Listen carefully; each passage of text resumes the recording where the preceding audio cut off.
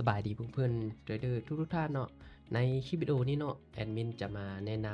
ำเป็นโบรกเกอร์อีกโบรกเกอร์หนึ่งที่ข้าพเจ้าไปศึกษามาเนาะตัวนี้เนาะคือปกติข้าพเจ้าจะเทรดยูโบรกของ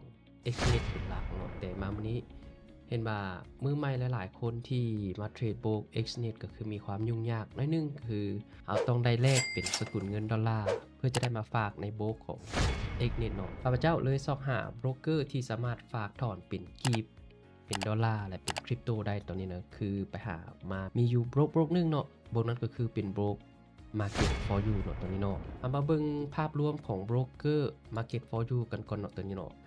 สำหรับ Market for You นี่เนาะตามแอดมินเนาะไปสอบหาข้อมูลมาเนาะให้บริการเรื่องการเทรด CFD ก็คือเป็นการเทรด Forex นี่เนาะคือเปิดตัวในปี 2007 เนาะตัวนี้เนาะให้บริการมา 19 ปีในตลาด CFD ตัวนี้เนาะได้รับรางวัลหลากหลายเนาะมีทีมงานหลายกว่า 200 อัพเนาะตัวนี้เนาะมีบัญชีที่ Active เนาะก็คืออยู่ประมาณ 3 ล้านกว่าบัญชีเนาะตัวนี้เนาะและครับรางวัลสากลหลายๆอย่างเนาะตัวนี้เนาะและกำกับดูแลโดยองค์การของ FSC เนาะตัวนี้เนาะถ้าท่านใดอยากรู้เกี่ยวกับรายละเอียดเกี่ยวกับโบรกว่ามีความมั่นคงบ่มีความปลอดภัยบ่เนาะสามารถเข้าไปศึกษาเกี่ยวกับโบรก Market for You นี่ได้เนาะตัวนี้เนาะอยู่ในหน้าเว็บไซต์ของทางโบรกเลยตัวนี้หันข้อเด่นของโบรก Market for You นี่เนาะสำหรับปัจจุบันเนี่ยที่แอดมินซอกหามาได้ก็คือหลักๆเลยคือสามารถฝากถอนเป็นกีบเป็นดอลลาร์และสามารถฝากถอนเป็นคริปโตได้และมีบริการ Copy Tradeค่าสเปซจะอยู่ที่23จุดสำหรับเป็นคู่ของทองคำเนาะตัวนี้เนาะถามบางโบกเอ็กเน็ตแอดมินยังใช้บอใช้ปกติเนาะตัวนี้เนาะแต่ว่าแอดมินมาใช้โบกMarket for You นี้ก็เพราะว่าเมื่อบดลมานี้เนาะทางโบกของ XNet ได้ปิดบริการหนึ่งไปคือเป็นบริการ Copy Trade เนาะแอดมินเลยย้ายมาเป็นโบกMarket for You เพื่อมาใช้บริการ Copy Trade ของเพิ่นเนาะคือเฮามีกลยุทธ์อีกอย่างต่างๆเป็นEA บอลันเฮาสามารถเอาเป็นพอร์ตของเฮาเนาะไปให้คนอื่น Copy Trade ที่บางคนที่บ่อยากเทรดเองเนาะสามารถเข้าไป Copy Trade นี่คือบริการ Copy Trade สำหรับเทรดเดอร์ที่บ่มีระบบหรือบ่อยากสร้างเป็น Copy Trade ก็สามารถใช้เป็นโบรก XNet ได้ปกติเนาะตอนนี้เนาะก่อนอื่นเนาะให้ท่านคลิกเข้าลิงก์ด้านลุ่มคำอธิบายของวิดีโอนี้ได้เลยเนาะตัวนี้เนาะเมื่อคลิกเข้ามาแล้วเนาะจะเห็นหน้าต่างตัวนี้ขึ้นมาเนาะคือเป็นหน้าต่างการลงทะเบียนของทางโบรกเนาะให้เลือกเป็นเอาประเทศลาวเนาะตอนนี้เนาะมันจะมีหลายๆให้เลือกเอาลาวเนาะตอนนี้เนาะสำหรับเอกสารที่ท่านควรกักเกี่ยมก่อนมาเปิดบัญชี1เป็น Gmail เนาะ2เป็นบัตรประจำตัวหรือเป็นพาสปอร์ต3คือเป็น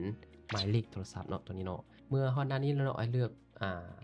ประเทศที่พักอาศัยนะครับเลือกเป็นลาวเนาะ2ก็คืออีเมลเนาะ3ก็คือรหัสผ่านเนาะตัวนี้เนาะโอเคเฮามาเติมกันเลยตัวนี้หั่นเลือกอีเมลของท่านใส่ได้เลยเนาะตัวนี้เนาะรหัสผ่านตัวนี้เนาะให้ท่านกำหนดเอาได้เลยตัวนี้หั่นว่าท่านจะเลือกเอาแบบใดแนะนำเป็นมีตัวพิมพ์น้อยพิมพ์ใหญ่ตัวหนังสือและอักขระพิเศษเนาะตัวนี้เนาะสำหรับรหัสเนาะแนะนำให้หมายติ๊กทั้งหมดนี่เนาะเพื่อเป็นการรหัสของเราจะปลอดภัยและแข็งแรงเนาะตัวนี้เนาะให้กดยืนยันดำเนินการต่อไปได้เลยเนาะกดเข้าไปโอเคเนาะเมื่อมาฮอดหน้านี้แล้วเนาะให้ท่านไปกดสอบเบิ่งเป็น Gmail ของท่านเนาะในคอมเรือปิดในโทรศัพท์เนาะตัวนี้เพื่อยืนยันเนาะตัวนี้เนาะโอเคเนาะมันจะมีหน้าต่างตัวนี้ขึ้นมาเนาะคือเป็นเขาต้องได้เอารหัสตัวนี้เนาะไปใส่ในตัวนี้เนาะเป็นรหัสยืนยันตัวนี้เนาะกดวางเข้าไปกดตรวจสอบเลยโอเคเมื่อมาฮอดหน้านี้แล้วเนาะ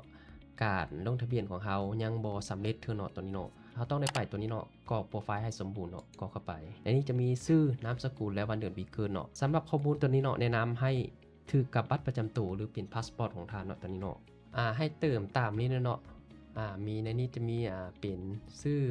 นามสกุลวันเดือนปีเกิดเนาะแล้วก็หมายเลขโทรศัพท์เนาะเมื่อเติมทุกอย่างถูกต้องเลยเนาะให้กดยืนยันได้เลยเนาะกดยืนยันเข้าไปโอเคเมื่อมาฮอดขั้นตอนนี้เนาะถามมาท่านสามารถฝากเงินเข้าได้หรือบ่ฝากเข้าได้เนาะตัวนี้เนาะจะเห็นเมนูฝากตัวนี้แต่ว่า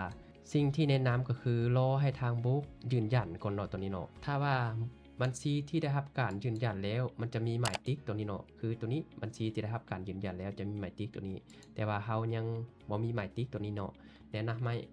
รอท่าก่อนเนาะตัวนี้เนาะรอท่าเฮายืนยันตัวตนก่อนเนาะตัวนี้เนาะโดยการยืนยันตัวตนนั้นเฮาจะได้ใช้เป็นพาสปอร์ตหรือเป็นบัตรประจำตัวหรือใบขับขี่เนาะอย่างใดอย่างหนึ่งเพื่อยืนยันตัวว่าเฮามีตัวตนเท่าเนาะในโบรกของ For You นี่เนาะแตกต่างจาก XNet ก็คือเฮาจะบ่ได้ใช้เป็น Bank Statement เขาจะใช้เป็นเพียงเอกสารธรรมดาทั่วไปก็สามารถยืนยันได้แล้วตอนนี้เนาะคำเตือนการลงทุนมีความเสี่ยงท่านใดจะลงทุนควรศึกษาความรู้ก่อนการลงทุนลงเงินเพราะการเทรด Forex มีความเสี่ยงสูงอาจจะได้ท่านสูญเสียเงินทั้งหมดที่มีได้และอย่าลืมถ้าท่านใดเนาะลงทะเบียนแล้วบ่ผ่านมีปัญหาในการฝากการถอนหรือว่าบ่เข้าใจในปัญหาใดเนาะสามารถทักเข้ามาหา